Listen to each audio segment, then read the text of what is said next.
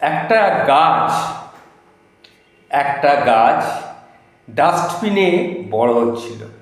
কারো চোখে পড়ার কথাও নয়, ডাস্টবিনের ধারে একটা গাছ ক্রমশ বড় হচ্ছিল। ডাস্টবিনটা ছিল রাস্তার ঠিক ধারে।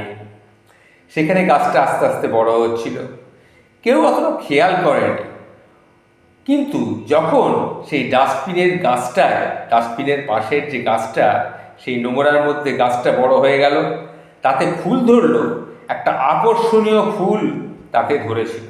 তখন তারা দেখলো, সেখানে সেই ফুলটা দেখার জন্য হাজার হাজার মানুষ এসে সেখানে পাশ দিয়ে যাওয়ার সময় দাঁড়িয়ে পড়ছিল। চলন্ত রাস্তার পাশে অবহেলিতভাবে জন্মানো একটা গাছ, সেই গাছে যে ফুলটা ধরেছে সেটা হচ্ছে সূর্যমুখী ফুল। সেই ফুলটা দেখে মানুষজন অবাক হয়ে গেল, সবাই খুব খুশিও হলো।